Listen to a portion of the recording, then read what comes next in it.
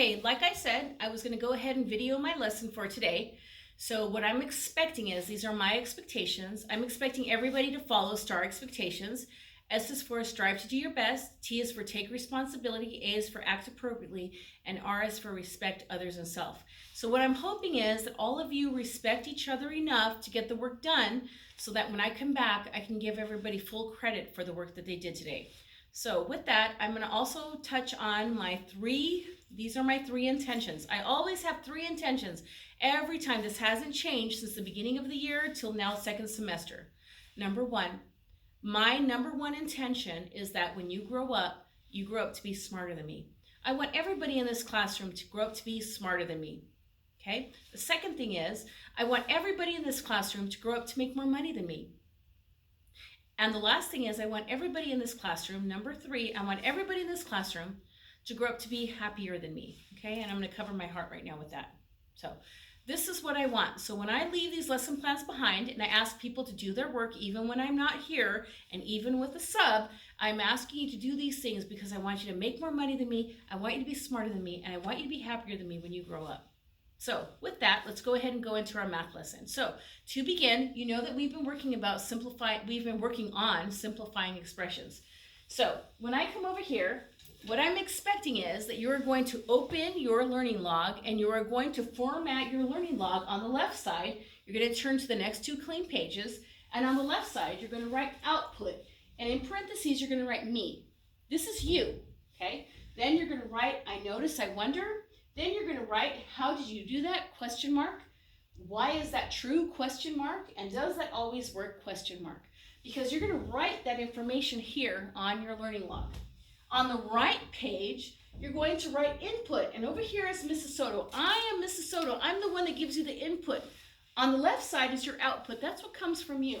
But coming over here, on the input, we have an essential question. Now, we've been working on simplifying expressions. So expressions are kind of like math problems, but without the equal sign. And we've been working a lot on that this week. So this is kind of a review, but this is what I want you to work on while I'm not here, because I really, really, really want you to move up on your state test score. And we went over that yesterday with everything that we did, and I printed out your reports, and everybody took a look at them and highlighted the important areas. I want you to go up at least 10 points, at least 10.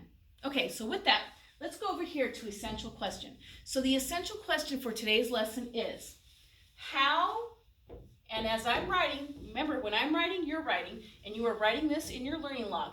How, okay, how can, oh, I gotta change that A because it doesn't look very good, so let me get rid of that.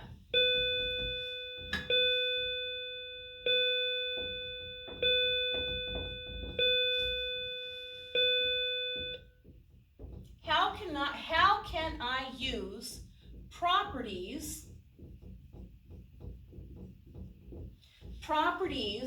of operations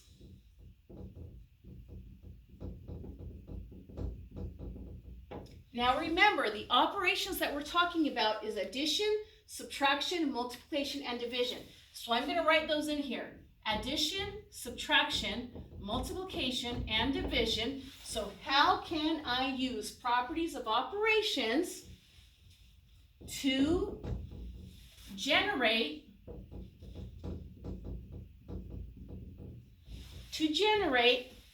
equivalent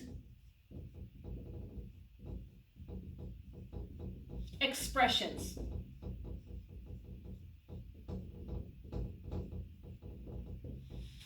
So that's the essential question. How can I use properties of operations? And remember, the operations that we're always using is the main four: addition, subtraction, multiplication, and division, to generate equivalent expressions. So with that, we're going to go ahead and we're going to tackle our first problem. Now, we're going to write this on our right side, and then we're going to make comments about that over here on our left side. And then after that, we're going to do our Frayer model, but that's going to be in a different video that's going to come right after this. So our first question is, how can I generate equivalent expressions? And I'm going to write this in a different color.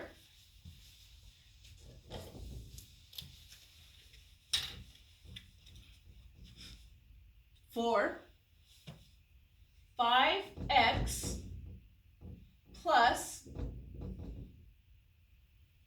5x plus 6 plus 3x.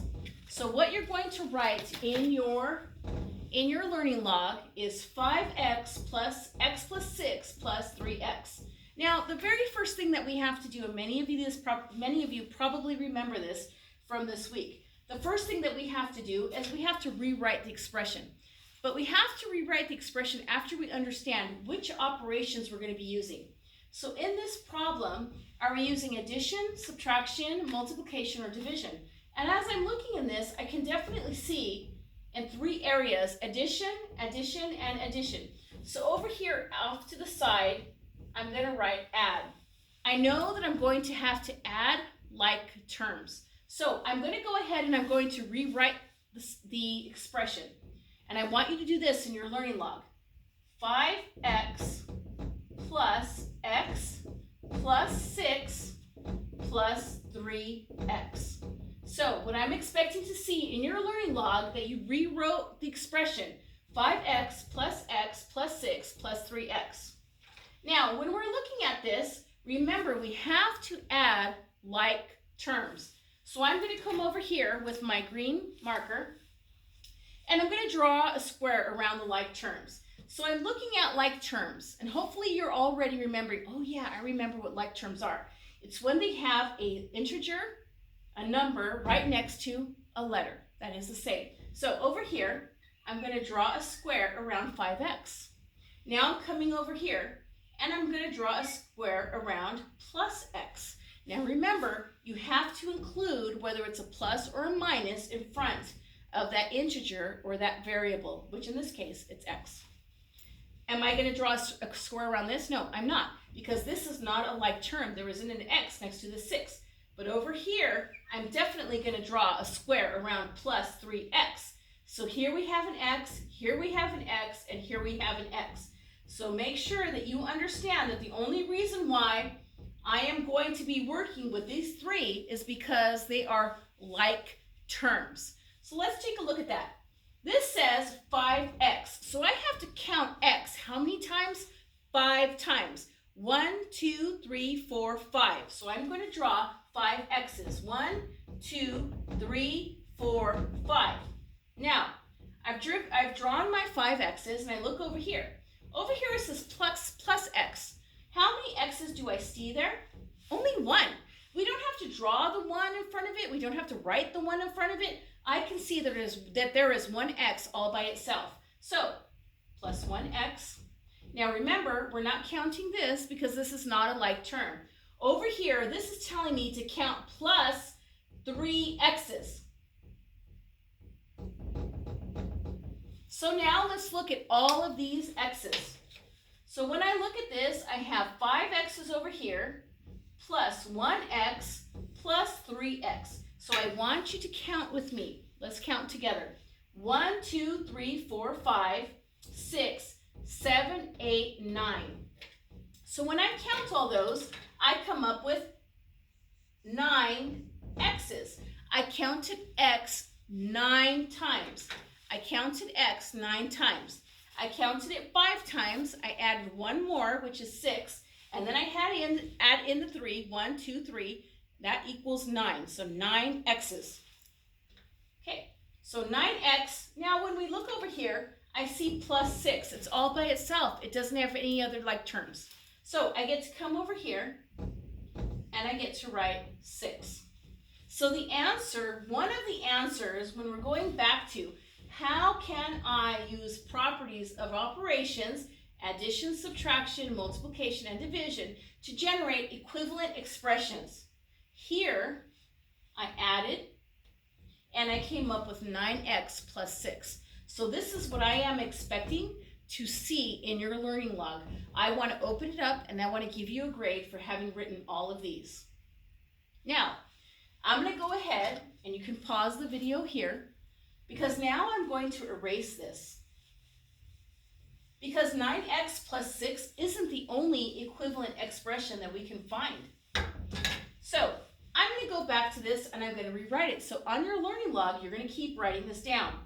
I have 5x plus x plus 6 plus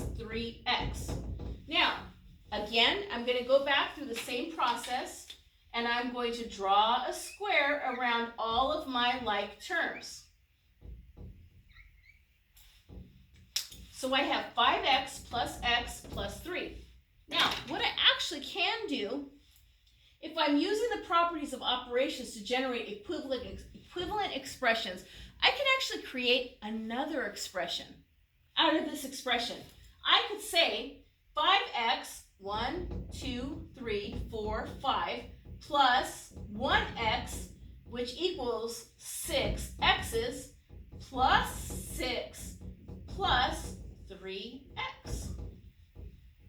So this is also an equivalent expression. I can add those two and bring these down to here and do this. And it still works. So what I'm expecting is in your learning log that you're also going to write this down. You're going to write the x's and you're going to write down, because this is actually another equivalent expression. So what the question that you have on one of your next tests are, and I'm going to erase this now. And remember, with all of these, what did we do? We had to add. The operation that we had to use was that we had to add. So when I come over here, it says select all expressions that are equivalent to 5x plus parentheses x plus 6 parentheses plus 3x. Again, I'm still going to rewrite the expression and get rid of the parentheses. And it says select all the expressions that are equivalent. So one of the options I have, and I want you to write this in your learning log, excuse me. One of the options we have is 8x plus 6. We also have 6x plus 6 plus 3x. Excuse me. And the third option we have is 5x plus 6 plus 3x. And then the fourth option that we have is 9x plus 6. So in this question, you have to look at this expression right here, and decide which one of these is an equivalent expression of 5x plus x plus 6 plus 3x. So let's take a look at 8x plus 6. Now, if I take 5x and I add it to 3x, I have 1, 2, 3, 4, 5 plus 1, 2, 3. 1, 2, 3, 4, 5, 6, 7, 8. So then I have 8x plus x plus 6. Do any of these match? No. This one says 8x plus 6. That's not going to work. It doesn't work here. So let's go ahead and draw a line. So what I'm expecting you to do on your learning log is to draw all of this and then to draw a line through that one, because that is not an option. That is not an option at all. So I'm going to come over here and I'm going to erase this. I'm going to come back and I'm going to draw 5x plus x plus 6 plus 3x. Okay, so let's try to find out if this one works. Okay, 6x plus 6 plus 3x. Well, if I take these two right here and I have 5 x's, 1, 2, 3, 4, 5, plus another x, 1, 2, 3, 4, 5, 6, 1, 2, 3, 4, 5, 6, then I actually do have 6x plus 6 plus 3x. I can actually do that. So even if I just add those together with all of my x's, I can still write it this way. This becomes this, and I still have this. So actually, this is an option. Now, I'm expecting you to write all this down on your learning log, and you can pause the video at any time to write it down. So now what we have to find out is 5x plus 6 plus 3x also an equivalent expression? Because that's what we're trying to do. We always have to go back to the essential question and try to find out if these match this. So here they have 5x. Yeah, I can write that. I can write 5x, okay, plus 6. So let's go ahead and do this first. I can write 5x, that's this right here. And then here it has plus 6. I can take this plus 6. And then it has 3x. Well, that's where it gets tricky, because what I'm seeing is there's a plus x and there's a plus 3x. And I know that 1x plus 3 x's equals 4x.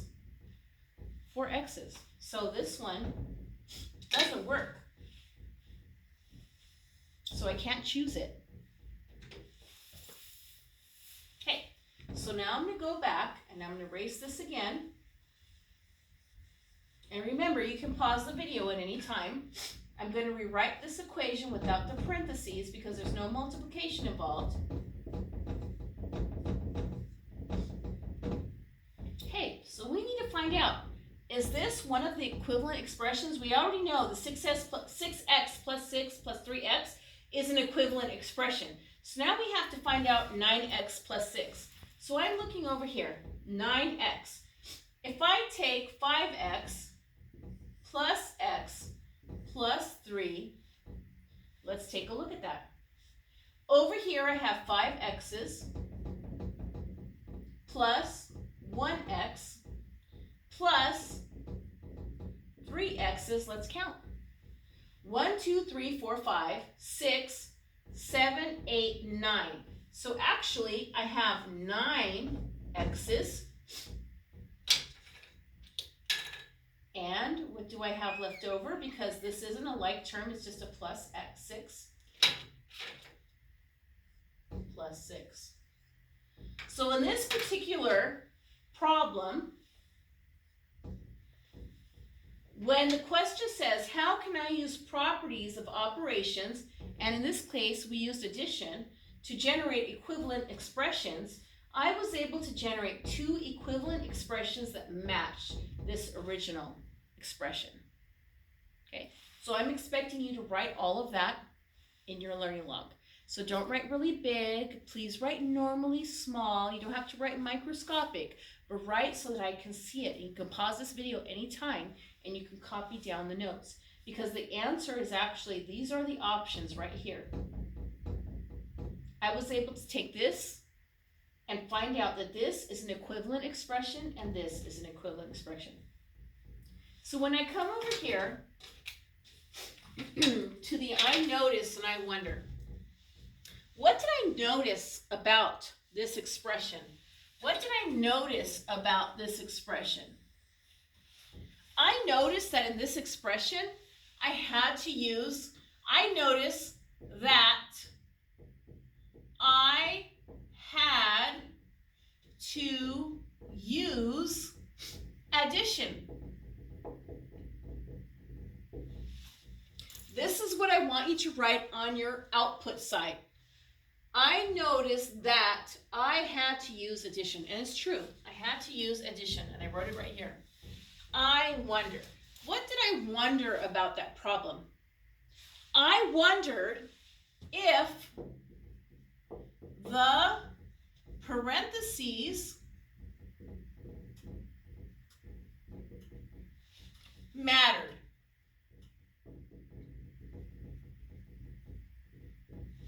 My question was, these parentheses over here, did it really matter? And in this case, because we were only doing addition, it didn't really matter. I could just rewrite the problem without the parentheses. Made it easy. Now, if it was multiplication, that's a different story. But it wasn't multiplication. It was just addition. Okay. So I noticed that I had to use addition. I wonder if the parentheses mattered. This is what I want you to write in your notes on the output side. So then we come over here. How did you do that? How did I do that? How is it that I figured that out? What was the first step I had to do? The first step is, number one, I had to rewrite I had to rewrite the expression without parentheses.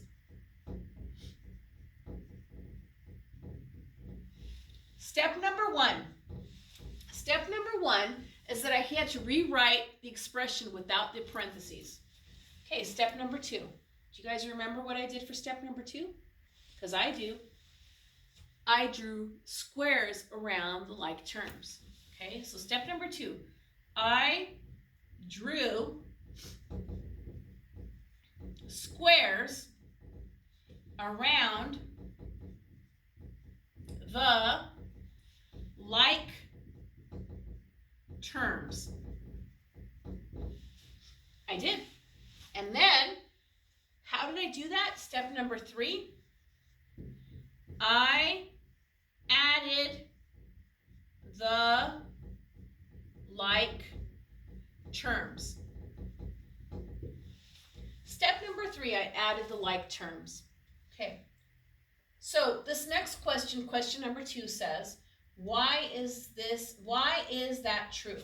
So we got to talk about that. Why is it true that if you rewrite the expression without the parentheses and you draw squares around the like terms and then you add the like terms, why is it true that you will always get another equivalent expression? So that's something we have to think about. Why is it true? And I want you to write this in your learning log. It is true because you should always add,